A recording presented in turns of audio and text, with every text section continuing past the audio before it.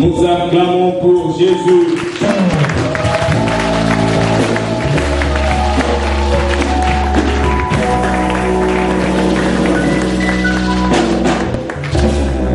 Amen. Bien aimé, nous voulons faire un petit exercice avant de commencer.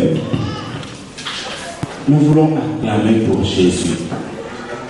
Celui qui reconnaît la grandeur de ce Jésus et le pouvoir qui est dans le nom de Jésus. Bien-aimé, si tu es sûr que ce Jésus est capable de te faire traverser 2017 et d'entrer en 2018, alors tu vas t'élever pour acclamer pour ce Jésus. Acclame comme si tu es convaincu.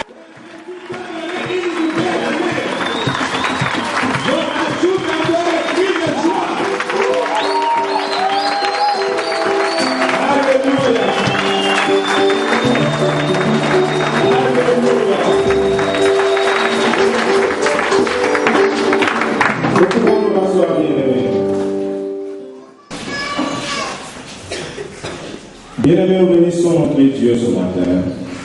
Et nous bénissons le papa, le berger de cette église, qui nous a manifesté encore cette confiance afin que nous puissions aujourd'hui nous retrouver en face du peuple de Dieu et de parler de la part de Dieu. Bien-aimés, je crois à une chose, et Dieu a réservé quelque chose pour toi et moi. Bien-aimé, Dieu ne peut jamais envoyer sa parole en vain. S'il envoie sa parole, c'est qu'il connaît le problème qui est au milieu de son peuple, il connaît leurs besoins et il sait pourquoi il envoie cette parole. Et je crois qu'il ne retournera pas en vain sans faire ce à quoi il a été envoyé. Que Dieu bénisse sa parole ce matin. Nous sommes dans une pensée que nous avons commencé à traiter tout au long de la semaine au culte matinal. Et cette pensée-là, c'était l'entretemps. Pourquoi a-t-on intitulé ce temps? Pour nous, c'était le temps qui a suivi l'annonce de la promesse de Dieu dans nos vies et qui précède son temps d'accomplissement. Et l'accent a été particulièrement mis sur ce temps-là, parce que bien aimé, nous savons que ce temps n'est pas facile. Amen. Devant nous, nous avons un passage qui a constitué pratiquement la pensée de Dieu tout au long de cette année, dont son cheminement est presque à son terme dans quelques jours. Et la pensée, c'est dans Deutéronome 1:8. Là, nous nous demandons que nous puissions tous nous lever, pour rester à la parole de Dieu, et nous allons tous lire à haute voix cette pensée. À toi, nous allons tous commencer à le lire. Il est devant moi et même devant vous. Alors, 1, 2, 3. Voyez, j'ai mis le pays devant. Allez et prenez possession du pays. Encore une fois. Voyez, j'ai mis le pays devant vous. Allez et prenez possession du pays. Nous acclamons pour cette parole. Bien-aimé, cette pensée, c'est une pensée que Dieu nous a communiquée pour toute cette année 2017. Et Dieu n'a pas envoyé cette parole en vain, il savait pourquoi il a annoncé cette parole. Mais aujourd'hui, nous sommes presque à terme de l'année 2017, alors nous nous posons chacun une question. Est-ce que la promesse que Dieu m'a faite par rapport à cette pensée était-elle déjà accomplie dans ma vie? C'est une question que nous pouvons nous tous nous poser, bien-aimés. Et je pense depuis un certain temps, pour tous ceux-là qui sont passés devant, n'ont pas cessé de communiquer une pensée, mais qui se liait toujours par rapport à ce thème de l'année. Et nous avons compris une chose, que réellement l'Éternel, notre Dieu, a un plan à accomplir dans nos vies. Mais il veut que nous pays. De quelle manière chacun peut entrer en possession de son héritage par rapport à cette pensée-là? Bien aimé, comme le pasteur n'a cessé de me le dire durant cette semaine le matin, si toi et moi seulement nous mettons en pratique tout ce que l'Éternel nous envoie enseigner au travers de ses serviteurs, à coup sûr, avant le 31 décembre, il est possible que si tu n'as pas encore vécu la main de Dieu par rapport à cette promesse, il est possible que l'Éternel Dieu puisse le faire. Amen. Amen. C'est possible. Bien-aimé, le temps, l'accomplissement de la promesse de Dieu, c'est un temps qui n'est pas facile, deux fois un temps plein de confusion, un temps de fois qui est caractérisé par des difficultés de la vie, un temps où deux fois nous vivons le contraire de ce que Dieu a donné comme promesse dans nos vies. Dieu t'a promis quelque chose, mais des fois tu te rends compte que tu vis le contraire de la promesse de Dieu. Est-ce que Dieu s'est-il trompé par rapport à cette pensée? Moi, je ne pense pas. Alléluia. Amen. La pensée de Dieu est dans le plan de Dieu. C'est toujours de faire quelque chose de bien dans nos vies. Et le projet qu'il a forgé pour nous, c'est toujours un projet de bonheur et non un projet de malheur. Et donc, moi, j'estime que l'Éternel Dieu prend plaisir à accomplir sa promesse dans nos vies. Et même si ça tarde, bien aimé, comme Habakkuk nous le dit, nous devons continuer à l'attendre. Mais comment allons-nous attendre, bien aimé, pendant que ce moment est compliqué et de fois difficile? Donc, que Dieu aide quelqu'un ce matin et qu'il nous aide aussi. Quand nous avons essayé d'interroger Genèse 15, nous avons vu Dieu faire la promesse à Abraham, faisant d'Abraham le père d'une multitude et lui promettant un héritier. Abraham avait saisi cette promesse-là. Abraham avait confiance en Dieu par rapport à cette promesse-là. Et cela peut nous arriver aussi dans nos vies, une fois que Dieu nous parle par rapport à une promesse et une autre promesse dans nos vies. Mais quand nous allons vers Genèse 16, 10 ans après que Abraham ait habité Canaan, nous avons compris, suite à cette confusion qui s'est créée devant eux, et lui et Sarah avec la promesse d'avoir un héritier, mais finalement ils ne l'ont pas en réalité. 10 ans après, il commençait à se décourager. Et finalement, c'est Sarah qui a pris l'initiative. Parce que vous savez bien aimé, quand ça ne marche pas dans la maison, souvent, excusez-nous, les mamans, ne nous en tenez pas rigueur. Vous allez voir des mamans qui s'élèvent, qui font un peu pression au papa, pour que le papa fasse un effort par rapport à tel aspect des choses. Et nous l'avons vu même avec Isaac devant Rebecca, qui le poussait, qui le faisait pression parce qu'il n'avait pas encore un enfant. Bien aimé, ce n'est pas facile cette période comme nous l'avons souligné. Et là, nous avons vu Sarah qui finalement va proposer à Abraham de pouvoir avoir un enfant avec la servante d'Abraham qui est Agar. Mais est-ce qu'en allant vers Agar, Abraham a-t-il réellement reçu ou a-t-il réellement vécu la promesse que Dieu lui a faite par rapport à la postérité, à la postérité? Et je ne pense pas. Avec Agar, Abraham a eu Ismaël, et tous nous connaissons l'histoire, le problème qu'Ismaël a apporté dans la maison d'Abraham, et même qui à un certain moment, une fois qu'Agar était enceinte, Sarah ne se sentait plus à l'aise devant Agar, et les problèmes ont commencé. Bien aimé, il y a deux fois, Dieu peut nous parler. Certes, nous avons une promesse que Dieu nous a faite, mais devant cette confusion, il y a des moments où ça nous pousse nous-mêmes à chercher des solutions par nous-mêmes. Et la tendance est comme si nous cherchions à aider Dieu par rapport à ça. Si tu le vois sur moi, tu peux avoir un enfant. Et nous le voyons combien de fois des mamans qui abandonnent même la voie de Dieu, qui est une voie aussi de patience, mais qui préfèrent aller vers le raccourci. Et des fois, ce qu'ils reçoivent, ce n'est pas véritablement une bénédiction de Dieu. Bien aimé, nous devons faire beaucoup d'attention. Ce n'est pas aussi facile pendant de tels moments. Il y a des ceux-là qui sont même tentés au niveau des services, où si le chef est encore dans les histoires compliquées, et que la personne se retrouve être privée des avantages, se voit de fois être proposé par son chef de pouvoir abandonner sa voie et d'entrer aussi dans ces choses-là pour bénéficier de certains avantages. Et des fois, c'est quand nous sommes à la porte même de l'accomplissement de la promesse de Dieu dans nos vies. Nous abandonnons la bonne voie, nous empruntons une autre voie qui nous mène tout droit à la mort et à l'enfer. Ce n'est pas facile. À Abraham, cela lui est aussi arrivé.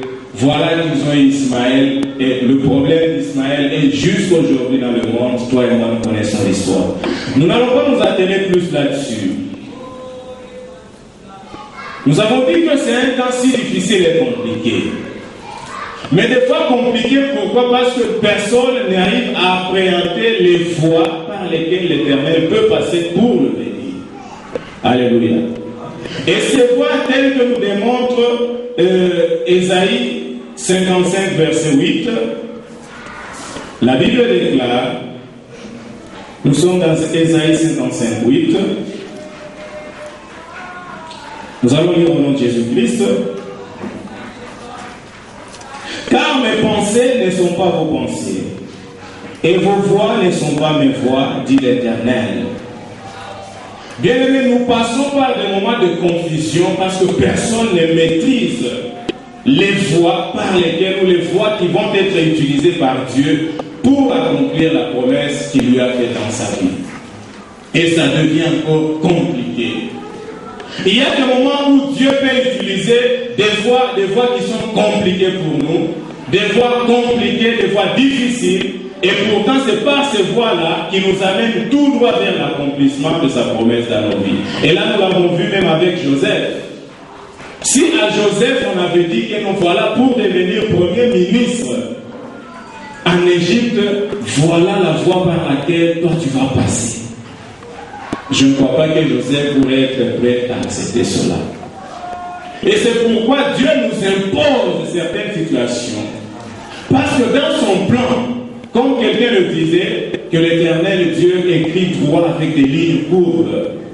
Dans cette même confusion, Dieu est capable de t'amener tout droit vers l'accomplissement de sa promesse dans ta vie. Toi, tu peux voir comme étant une confusion, une situation compliquée, et pourtant, Dieu te prépare à une élévation. Bien aimé, on ne peut jamais avoir deux vallées et deux montagnes sans une vallée.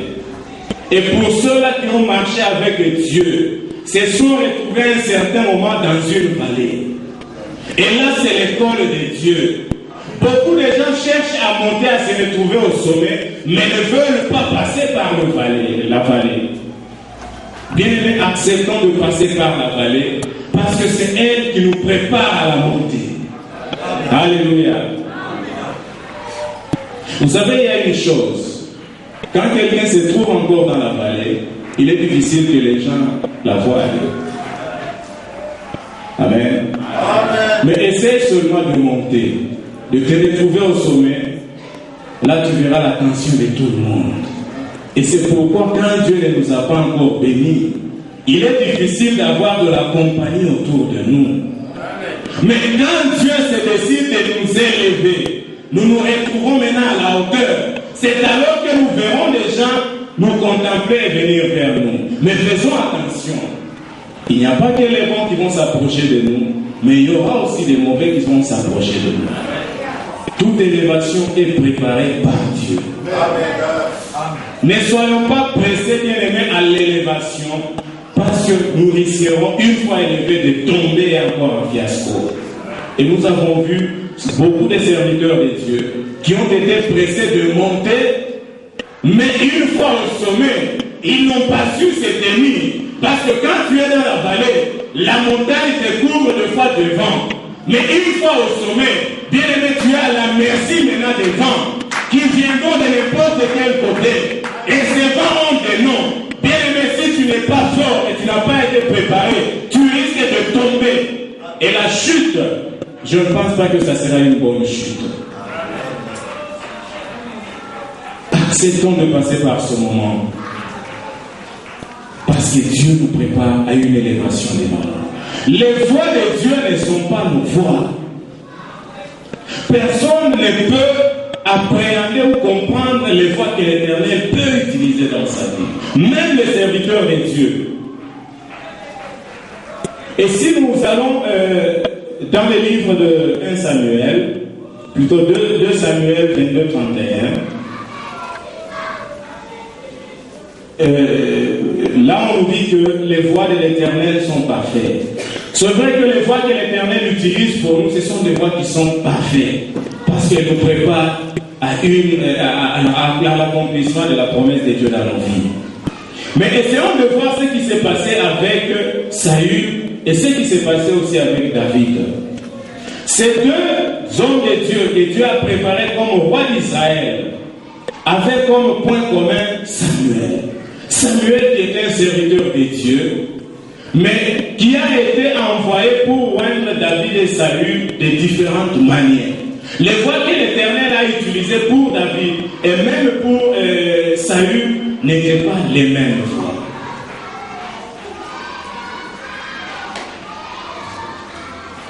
Dans 1 Samuel 9, si vous lisez ce chapitre-là, vous trouverez l'histoire de Saül. Et pour celui qui veut trouver l'histoire de David par rapport à cet aspect, il va aller dans 1 Samuel 16. Mais nous allons juste donner un résumé. Israël a besoin d'un roi. L'Éternel Dieu décide de lui envoyer un roi. Mais avec Saül, Dieu organise des circonstances telles qu'il y a perte des ânesses.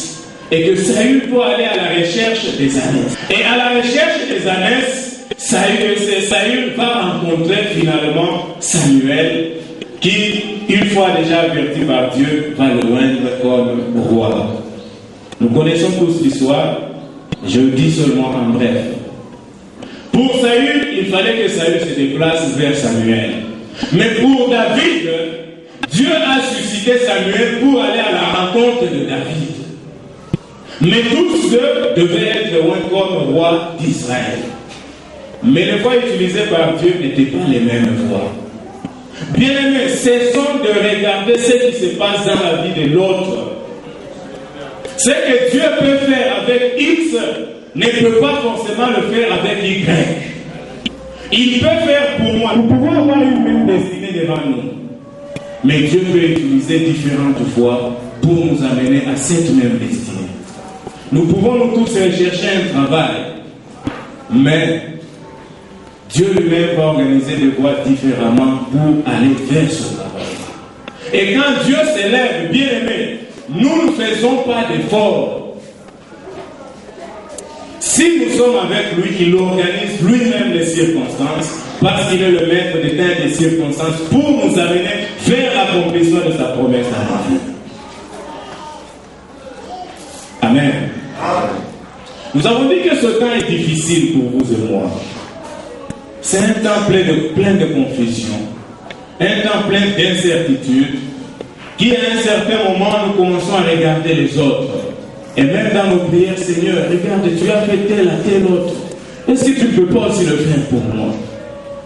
Bien-aimé, si tel est entré dans le mariage à 24 ans, ce n'est pas forcément que toi aussi à 24 ans, tu dois entrer dans le mariage. Si à tel on a donné un enfant après le mariage, juste une année après, ce n'est pas forcément que pour toi aussi, une année après, tu auras un enfant. Pour toi, ça peut tarder. Dieu sait pourquoi. Mais vous toutes, vous aurez un enfant. Mais les voies que Dieu va utiliser sont des voies qui sont différentes. Apprenons à attendre et à ne voir que Dieu en face de nous et non voir les autres à côté de nous. Alléluia.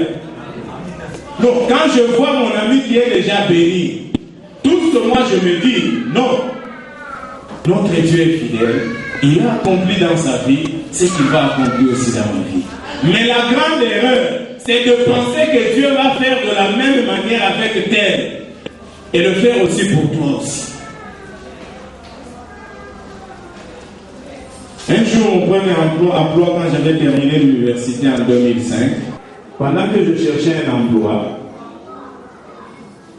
je suis allé à la rencontre de quelqu'un qui travaillait à la Monique à l'époque, Monisco actuellement. Alors ce monsieur devait travailler, mais il avait des connaissances avec ceux-là qui travaillaient dans les ONG. Alors la pensée que j'avais, c'était d'aller le rencontrer de sorte que, par sa voix, que je puisse aussi entrer dans une ONG quelque part. Une fois devant le quartier général de la MONUC, j'ai demandé, on me dira qu'il n'est pas encore sur place. Alors je devais attendre. Pendant que j'attendais dehors, je vois un monsieur, un Ouest-Africain, qui sort de la grande barrière et qui va vers un monsieur qui était assis juste au mur là-bas. Je n'ai pas compris ce qui s'est passé. J'ai senti l'esprit me dire, va aussi là-bas. La personne là, de la MONUSCO qui est arrivée sur place a posé la question à ce frère-là. Est-ce que tu cherches un emploi? Mais comme c'était un anglophone, avec une tonalité anglophone, ça n'a pas permis à l'autre de comprendre ce qu'il lui disait. Alors il a dit seulement non.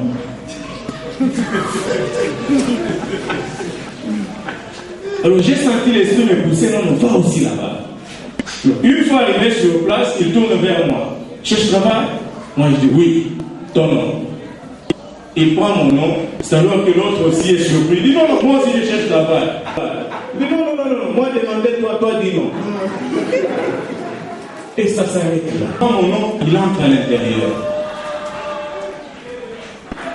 Parmi ceux-là qui étaient déjà à l'intérieur, les anciens contractés, quand ils ont appris qu'on avait besoin de récupérer 7 personnes, ils ont commencé à appeler maintenant les leurs, de loin, pour qu'ils viennent ici. Finalement, Dieu m'a fait grâce, on m'appelle à l'intérieur. Moi qui suis allé pour autre chose, je me suis retrouvé dans la boîte. Alléluia. Voyez combien les voies de l'Éternel, nous ne pouvons jamais les maîtriser. Moi qui pensais aller pour un travail dans un ONG, mais Dieu m'a plongé dans la MONUSCO. Mais l'autre là, parce que Dieu ne pouvait pas utiliser la même voie que moi, s'est retrouvé à côté. Et peut-être si lui avait accepté, moi je pouvais rater. Donc Dieu a permis que lui n'écoute pas, afin que moi je sois à l'intérieur. Que Dieu soit loué. Bien-aimés, pendant ce moment difficile, nous devons apprendre seulement à rester constamment au pied de Jésus. Parce que nous ne savons pas quand est-ce que la délivrance de l'Éternel peut arriver dans nos vies. Approchons-nous chaque jour devant notre Dieu. Nous ne savons pas quand est-ce que Dieu va déclencher le processus de délivrance dans nos vies. Car il n'y a que lui seul qui est capable de le faire. Pas un homme. Si tu as vu un homme dans ta vie te faire du bien, sache-le bien qu'il y a quelqu'un qui l'a poussé à te faire du bien. Et la Bible nous dit, si le ciel ne te donne, alors tu n'auras rien. Si tu as vu quelqu'un venir te solliciter même les dossiers pour ton travail, et qu'au travers lui tu t'es retrouvé dans ce travail, sache-le bien qu'il y a un homme qui est Jésus-Christ qui l'a poussé à venir te faire du bien. Et c'est Jésus-là va encore pousser quelqu'un vers toi. Et ce que toi tu cherches, tu l'obtiendras. Alléluia. Toi ne force pas. Parce que tu risques d'avoir un Ismaël qui va te poser un problème. N'avez-vous jamais vu quelqu'un qui trouve un emploi, qui force à trouver un emploi, il l'obtient et il n'a pas de paix? On lui donne l'argent et ça ne lui permet même pas de subvenir à ses besoins. Et chaque jour, vous le trouvez en train de pleurer jour après jour. Non, moi je sais une chose. C'est la bénédiction de l'Éternel qui enrichit et ne se fait suivre d'aucun chagrin. Alléluia. Bien-aimé, quand Dieu décidera de te bénir, et cette bénédiction, si elle vient de lui, même avec $20, tu peux facilement soutenir à tes besoins. Amen. Et tu auras la paix dans ta maison. En attendant que Dieu fasse encore plus dans ta vie. Alléluia. Il arrive de fois pendant ces moments difficiles que nous puissions aussi identifier des personnes qui sont à la base de nos souffrances. Là, il y a encore un autre problème là-dessus. Nous allons voir. J'ai vu dans une famille où une femme n'arrivait pas à avoir un enfant. Et il y a la belle-mère qui est venue habiter dans cette maison. Et jour après jour, qu'est-ce que la belle-mère faisait? Tellement que cette femme a attendu et n'avait pas d'enfant. La belle-mère s'arrangeait à prendre une tasse et casser régulièrement cette tasse en face de les tasses. Le permis-moi quand même de casser une place noire. Et la belle-mère était devenue une pierre d'achoppement pour cette femme-là. Et il n'avait plus de paix. Bien-aimé, devant une telle situation, quel est le sentiment qui peut monter dans ton cœur devant une telle personne? Vas-tu continuer à l'aimer ou vas-tu haïr cette personne-là? Comprenons que ce temps est difficile avant l'accomplissement de la promesse de Dieu. Mais il va s'élever bien sûr pendant ce temps des gens qui vont chercher à faire des histoires contraires qui peuvent nous pousser dans un certain moment de les haïr. N'avez-vous jamais entendu quelqu'un, un prophète ou un serviteur de Dieu, je ne sais pas, qui te dit que nous voilà ta souffrance là, c'est lui qui en est l'auteur, c'est ton papa. Et maintenant, quand toi tu es informé que c'est ton papa là, ou c'est ton voisin là, ou c'est la tante, surtout qu'en Afrique, ici chez nous au Congo, on accuse plus souvent les tantes. Vous voyez une fille qui accuse sa tante, elle oublie que demain elle aussi deviendra tante. Et elle aussi sera accusée comme sorcière. Arrêtons ces choses-là si nous sommes véritablement des enfants de Dieu. Bien-aimé, tu identifies déjà la personne qui te fait du mal. Quelle sera ta réaction devant une telle personne? Et c'est là que beaucoup de gens se sont retrouvés captifs et esclaves du diable par rapport à cet aspect-là. Bien-aimé, la haine ne nous pousse pas à accomplir la volonté de Dieu dans nos vies. Lorsque nous ne sommes pas en bonne relation avec quelqu'un et que nous les haïssons, ça change bien. Même si nous passons devant, nous prions, nous prêchons, nous chassons les démons, cela sera sans effet. Amen. Pourquoi? Parce que nous sommes liés quelque part. Nos cœurs, parce que Dieu a besoin de nos cœurs, mais nos cœurs ne sont pas libres. C'est comme si les cœurs sont enchaînés. Israël ne pouvait pas aller prendre possession s'il était resté esclave en Égypte. Parce qu'en réalité, un esclave ne fait que la volonté de son maître. Et celui qui ne pardonne pas, tout ce qu'il fait, il le fait pour plaire au diable, qui en ce moment-là devient comme son maître. Bien-aimé, c'est une réalité qui est aussi vraie. Imagine-toi un peu quand tu es en colère. Ce que tu fais pendant la colère là, ça plaît à Dieu? Est-ce que tu peux plaire à Dieu en agissant pendant que tu es encore en colère? Je ne pense pas. Pendant ce moment-là, tout ce que tu vas faire là, c'est pour plaire seulement au diable. Il n'y a que lui qui va se réjouir de ce que tu vas faire. Beaucoup de papas sont arrivés à taper leurs femmes. C'était souvent sous l'emprise de la colère. Sous la colère, on n'arrive pas à faire la volonté de Dieu. Bien-aimés, nous devons avoir un cœur qui sait pardonner. Nous ne saurons pas posséder le pays si nous-mêmes au départ, nous avons encore des problèmes avec ceux-là qui nous ont offensés. Tout au long de cette année, je trouverai un peu inquiet de voir un frère et une soeur qui ne se parlent pas tout au long d'une année et qui s'attendent à recevoir quelque chose de la part de Dieu. Ça sera compliqué, bien aimé. On nous dit, voyez, j'ai mis le pays devant vous. Allez et prenez possession de ce pays-là. Mais si nous sommes encore esclaves, bien aimé, nous sera difficile de posséder ce pays-là. Mais si nous nous libérons, alors nous posséderons réellement ce pays-là. Que Dieu aide quelqu'un ce matin. Si tu sens que tu as un problème avec ton frère ou ta soeur, libère-toi de cette personne-là. Et en ce moment-là, va maintenant prendre possession de ton héritage. Et Dieu te le donnera. Alléluia. Amen.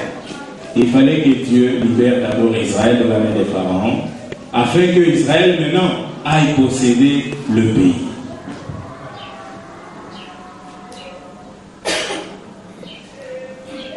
J'ai interrogé la fois passée par rapport à cet aspect des choses. Prenons le cas de Judas. Est-ce que Judas était conscient de l'acte qu'il avait posé en livrant Jésus le jour où Jésus devait être crucifié. Parce que tous nous savons que Judas a livré Jésus. Mais est-ce que Judas était conscient de l'acte qu'il posait ce jour-là? Quand nous lisons Luc 22, Luc 22, 3, la Bible nous dit que Satan entra en Judas. Satan est entré en Judas et ça poussait maintenant Judas à commettre cet acte. Bien aimé, c'est lui qui te fait du mal. Il te fait du mal parce que Satan le pousse à commettre ce mal-là contre toi. C'est une vérité. Nous devons l'accepter. Nous avons été prêchés de foi, nous avons été mal enseignés, et cela nous a conduit à une haine que nous avons développée dans nos cœurs contre ceux-là que nous considérons comme étant nos ennemis. Qui étais-tu avant de venir à Christ? Y a-t-il quelqu'un qui est né déjà et qui a été sauvé dès la naissance? Je ne sais pas, peut-être pour toi c'est une grâce. Mais moi je sais une chose. Autrefois j'étais dans le monde, quelqu'un quelque part m'a prié en ma faveur et Christ m'a gagné à lui. Ceux-là qui voyaient le mal en moi, une fois que Christ m'a appelé, ils ont trouvé en moi un autre homme. Ceux-là que nous considérons comme des ennemis, bien-aimés, c'est lui que tu peux considérer comme sorcier, que toi tu vois sorcier chaque jour. Dieu peut-être voit en cette personne un grand prédicateur. Et cela est déjà arrivé. C'est lui que toi tu peux considérer comme un grand voleur, un grand bandit, chaque fois que tu le vois. Peut-être que Dieu voit en cette personne-là un grand évangéliste. On ne sait pas. Notre manière de penser sont différentes de la manière de penser des dieux. Faire du mal contre toi. Et si tu as eu ce papa-là, tu n'auras jamais de solution. Et jamais tu n'auras la paix dans cette maison-là. Mais si tu comprends que derrière ce papa, il y a un esprit qui le pousse à commettre cet acte, alors tu vas te lever, prier pour ton mari. Et Dieu va changer ce mari-là. Bien aimé, pourquoi devons-nous continuer à faire des combats continuels pendant qu'il y a une solution pour nous, comme Jésus nous le demande, que nous puissions prier même pour nos ennemis? C'est difficile, non? Ce n'est pas facile. Et pourtant, c'est ce que la parole de Dieu nous recommande. Nous appelons chrétiens, nous sommes obligés de marcher selon les voies de l'Éternel, notre Dieu. Pour posséder ce pays bien-aimé, nous avons aussi besoin de la prière. Mais cette prière, encore une fois, ne doit pas être accompagnée par une haine dans nos cœurs. Ici, nous avons voulu nous référer d'abord à la prière de Salomon. Dans le livre de 1 Roi 3, du verset 5 jusqu'à 13, nous n'allons pas lire maintenant, faute du temps, nous allons lire même dans nos demeures, même sur place. Là, nous voyons la prière de Salomon qui nous présente tous bien. Cette prière commence par une certaine reconnaissance de Salomon à l'égard de Dieu, si vous lisez au verset 6, où Salomon reconnaît que Dieu a soutenu celui qui a placé son père David sur le trône, et que c'est lui encore qui a placé David et Salomon sur le trône. Il commence d'abord par reconnaître cela devant notre Dieu. Et nous aussi, en tant qu'enfants de Dieu, avant de commencer notre prière, reconnaissons d'abord ce que Dieu a déjà fait dans nos vies. Parce que personne ne peut dire que Dieu n'a jamais fait quelque chose dans ça. Même si tu n'as pas encore ce que toi tu cherches, mais quand tu commences, dis d'abord Seigneur merci pour ce que tu as déjà fait. Reconnais d'abord que même si tu as envie aujourd'hui, c'est parce que Dieu permet que tu sois en vie. Deuxièmement, Salomon reconnaît sa faiblesse quand nous lisons verset 7. Il dit Seigneur, tu sais que je n'ai pas d'expérience. C'était la faiblesse de Salomon devant un peuple nombreux que lui devait gérer, mais pas une seule expérience dans ce domaine-là. Il a commencé par reconnaître d'abord sa faiblesse. Est-ce que toi et moi reconnaissons nos faiblesses lorsque nous nous approchons de Dieu? Nous devons commencer aussi par cela. identifier la faiblesse qui nous caractérise. C'est quand nous reconnaissons que nous sommes faibles, alors nous faisons de Dieu notre force. Alléluia. Mais si nous ne reconnaissons pas cette faiblesse, bien aimé, il nous sera difficile d'être au pied de Jésus et de demander à ce que Dieu nous vienne en aide. Troisièmement, quand nous lisons le verset 8, toujours de 1 Roi 3, 5 et 1 Roi 3, on voit que Salomon, dans la mission que Dieu lui a confiée, c'était de gérer son peuple. Et donc, il ne pouvait pas adresser la prière à Dieu sans tenir compte de la mission que Dieu lui a confiée. Et c'est pourquoi Salomon a plus demandé l'intelligence et la sagesse. Pour faire quoi? Pour gérer ce peuple qui était si nombreux, qui était le peuple de Dieu. Mais combien de fois dans nos prières, nous ne passons pas d'abord en premier et nous ne tenons pas compte de la mission que Dieu nous a confiée. Bien aimé, dans l'église de Dieu, il n'y a personne qui a été envoyé sans avoir une mission à accomplir. Chacun a une mission, quelle que soit-elle.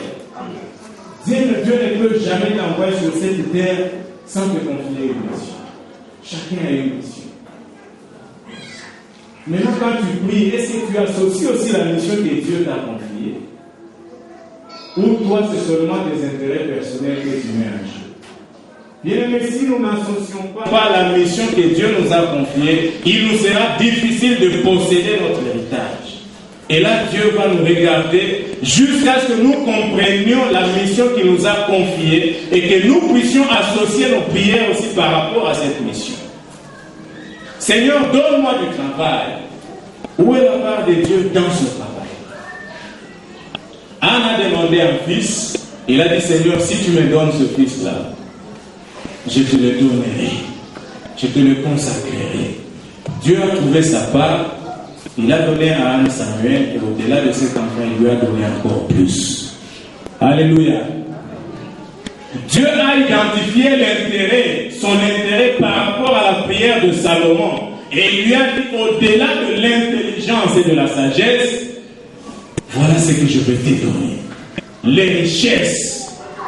Et consorts, tous nous connaissons l'histoire. Et dans cette prière, nous avons vu que Salomon n'a même pas demandé la mort de ses ennemis. Et Dieu lui a dit, puisque tu n'as pas demandé la mort de tes ennemis, voilà ce que je vais te donner. Alléluia. Est-ce qu'il y a quelqu'un qui veut que son ennemi meure?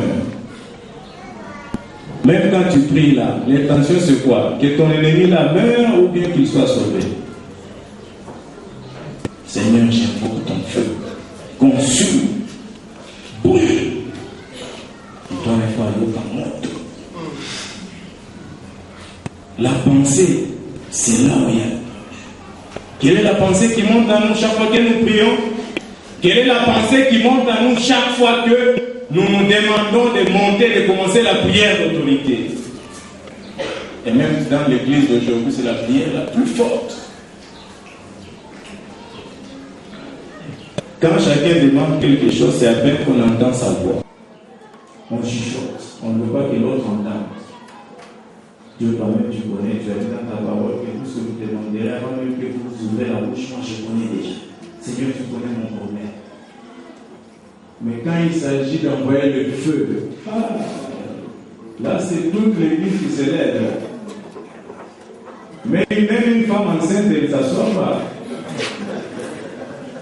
Surtout qu'elle sait qu'elle attend un bébé. Seigneur, celui-là qui voudra la vie de cet enfant, qu'il reçoive le feu. Nous chassons, nous détruisons avec une pensée négative dans nos têtes et nous pensons que Dieu peut exaucer. Ça devient compliqué. Bien aimé, je n'ai pas dit que c'est mauvais de prier, de faire des prières d'autorité. Mais notre prière doit aller vers les principautés et les démons, pas vers les personnes que nous connaissons physiquement. C'est là où il y a un problème. Toi, tu chasses, tu pries, tu fais cette prière, mais tu vois ta tante devant toi, tu vois ton papa devant toi, papa. Et puis, il y a dans certaines assemblées, on vous dit, il faut citer même le nom de la personne. Mougé, l'on a dominant. Sans le feu, Mougé, le feu, je t'envoie le feu, reçois le feu. Là où tu es assis, le feu de Dieu est conçu. Et on nous demande comme ça de citer les noms des gens. Et quand nous terminons, nous sommes même mouillés avec la sueur. Et là, quand on trouve quelqu'un, toi tu n'es pas venu. Aujourd'hui, il y avait une forte prière.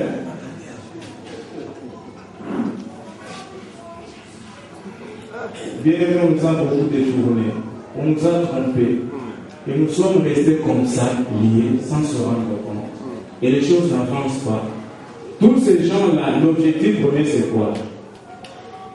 C'est que tu vois les démons dans toutes les personnes, que tu ne sois pas à l'aise à la maison, comme ça que tu sois à l'église chaque jour. Si on annonçait cette parole ici, et que je reste ici, je dis, frère, pendant que tu es assis là, ta main touchée ici, je vois ton père qui est là derrière. Ton malheur là, c'est à cause de ce père. Tu dois beaucoup prier. Surtout à la fin de cette année ici, il y a un projet contre toi. On veut mettre fin à ta vie. Frère, tu vas rester à la maison. Chaque fois qu'on organise la prière, tu seras le premier à être. Et c'est ça le problème. Bien aimés, ne faisons pas les choses comme le monde, mais faisons les choses comme Christ nous les demande de faire. Amen. Mais si tu reconnais la grandeur de Jésus dans ta vie, tu ne peux pas avoir peur des démons ni des sorciers. Nous avons un Dieu vivant et capable de tout. Amen. La demande de Salomon a été liée à la mission que Dieu lui a confiée. Et pour ceux-là qui voudront lire, nous en excusons, nous avons donné un passage.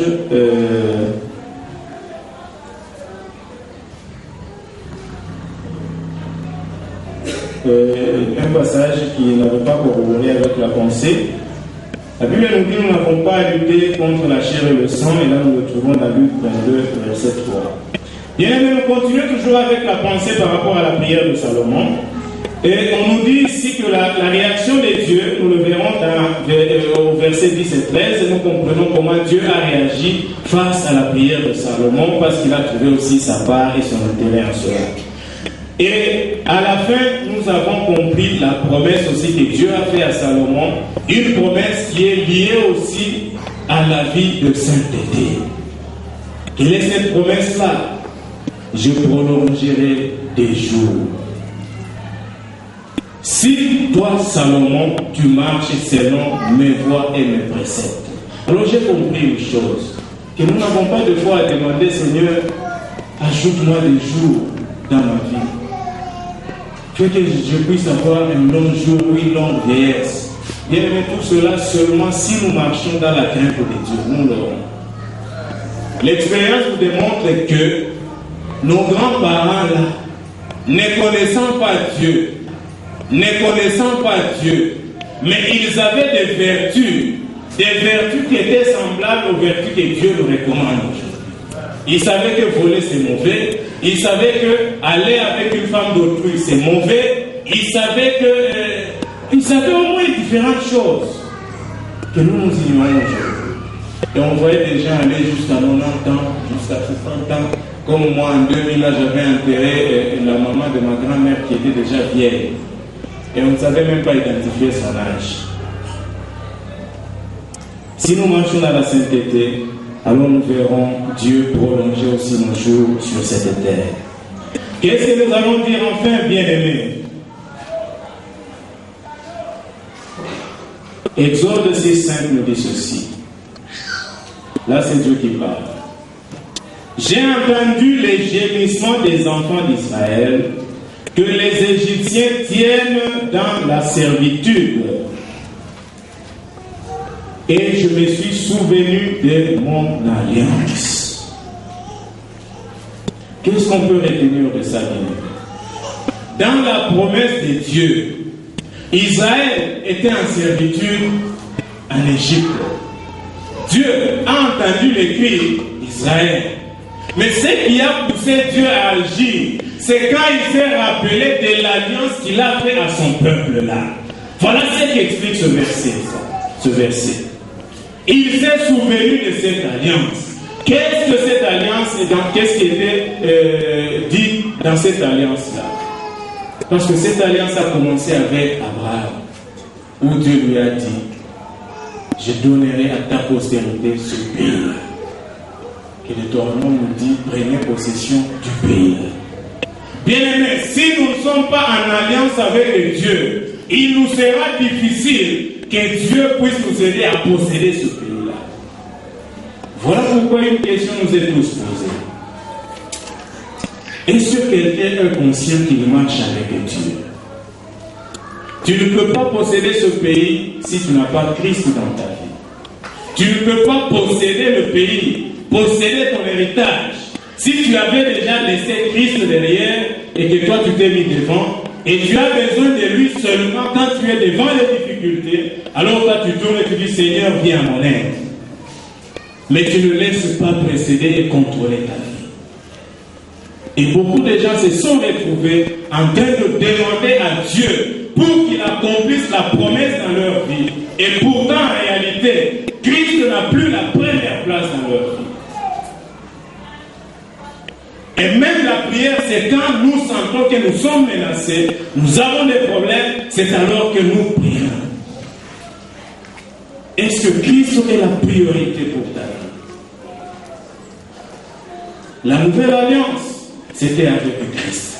Si Dieu s'est souvenu de cette ancienne alliance que lui-même a contractée avec Abraham, afin de leur accorder le pays qu'il devait posséder, aujourd'hui, cette alliance est traduite par Jésus-Christ. Et celui qui a Christ dans sa vie doit s'attendre toujours à quelque chose. Et même si les choses tardent, si tu es conscient que tu marches avec Christ bien-aimé, ce matin, je t'annonce qu'un jour, Dieu interviendra à ta faveur et se souviendra de l'alliance qu'il a contractée avec toi au travers de Jésus-Christ de Nazareth. Parce que c'est Jésus qui est venu maintenant prendre nos problèmes.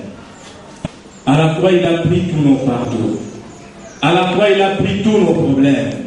Il a accepté de les clouer à la croix. Et voilà pourquoi la Bible déclare, celui qui a son regard tourné vers lui, il est rayonnant de joie. À la croix, Jésus a tout accompli. Bien aimé, quand on dit tout, ça veut dire tout. Il n'y a rien qui n'a pas accompli.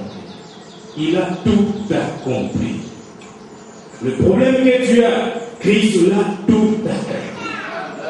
Le problème de mariage, Dieu l'avait déjà accompli au travers de son Fils Jésus-Christ. Le problème de la stérilité, Christ avait cloué cette stérilité à la croix de Golgotha. Le problème de travail, Jésus avait déjà accompli. Si tu es menacé aujourd'hui et qu'on veut te sacrifier, laisse-moi te dire, Jésus lui-même a accepté d'abord de se faire sacrifice pour que toi tu ne sois plus sacrifié. Est-ce qu'il y a quelqu'un qui a encore peur de Dieu? Bien-aimé, peut-être la peur là, c'est parce que Christ n'est pas encore véritablement assis dans ton cœur. J'aimerais ce matin demander à quelqu'un de laisser Christ s'asseoir comme ça. Bien-aimé à la maison, si vous recevez un visiteur et que vous le laissez debout, il ne va pas traîner. Et d'ailleurs, l'intention de celui qui garde un visiteur debout, c'est qu'il ne tarde pas. N'est-ce pas? J'ai autre chose à faire. Quand il vient, il risque de traîner. Oh, je vais chercher tel. Oh non, il n'est pas là. Et je me mets debout. Il faut seulement vite qu'il parte. Beaucoup de gens sont comme ça. Christ est resté debout. Il dit, je vois par la porte. C'est lui qui m'ouvre la porte. J'entrerai et je soupirai avec lui. Christ, c'est à peine que nous l'avons quand nous avons des problèmes. Mais nous ne l'avons pas laissé s'asseoir dans nos cœurs. Peut-être qu'il est debout. Tu n'as pas permis qu'il s'assoie. Et la tendance, c'est pourquoi vous voyez beaucoup de gens, à un certain moment, sa vie spirituelle là s'arrête. Il retourne encore dans le monde. Pourquoi? Parce que Christ n'a pas trouvé de la place dans sa vie Et il a décidé de partir. Pourquoi? Parce que Christ ne peut jamais rester là où il y a la médiocrité. Là où il y a le péché, Christ ne s'assoit pas. Prends-tu la résolution ce matin de changer ta vie, de retourner à Christ et de dire à Dieu, Seigneur, pardonne-moi. Je ne t'ai pas donné la place en priorité, mais aujourd'hui, j'accepte que toi, tu sois la priorité de ma vie. Et c'est seulement après que tu pourras posséder ton héritage. Y a-t-il quelqu'un qui prend cette résolution aujourd'hui? Peut-être que toi, tu as chassé Christ parce que tu t'es retrouvé avec un problème avec quelqu'un que toi, tu as haï. Et que tu n'as pas su pardonner. Mais bien aimé, ce matin, Christ veut t'aider à pouvoir pardonner, afin que tu puisses posséder ton héritage. Est-ce que quelqu'un peut se mettre debout?